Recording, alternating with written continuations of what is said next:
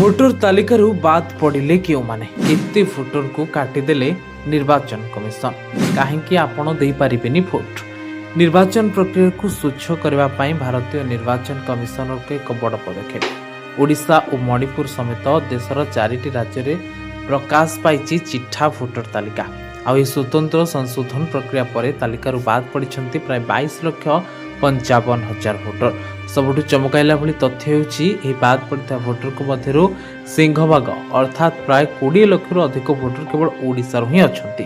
काहेकि कटिला एते संख्यक नाम? ओडिशा रे केते अछंती मोट भोटर?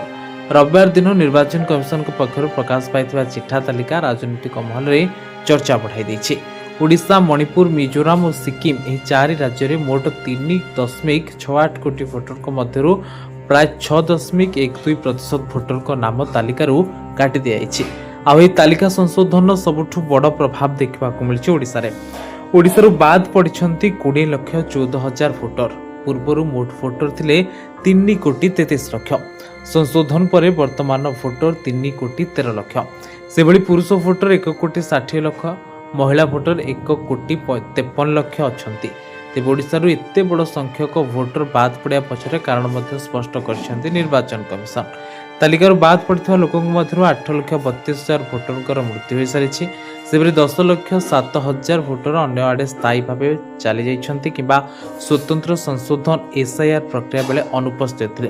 अन्यपक्षे 1,05,000 भोटर को नाम एकाधिक स्थान सेगुड़िक तालिकार हटाई दिया। अन्यपटे मणिपुर 1,58,000 भोटर बाद पड़ी। वर्तमान भोटर 19,34,000। सिक्किम सर्वाधिक 8% भोटर बाद, वर्तमान भोटर 4,33,000। मिजोराम सबुठ कम 5.2 भोटर बाद, वर्तमान भोटर 8,28,000। तेज चूड़ांत तालिका नुहे केवल चिठा तालिका। यदि कौन योग्य भोटर को नाम बाद पड़ जाए तेज व्यस्त हबार कारण ना निर्वाचन कमिशन। आगामी गोटे मास मध्य सरल जनता निजर दाबी आपत्ति दाखल करें। नुआ भोटर माने नाम अंतर्भुक्त करने आवेदन करें। आसंता सेप्टेम्बर 6 तारिख में 4टी राज्य चूड़ांत भोटर तालिका प्रकाश पाइब।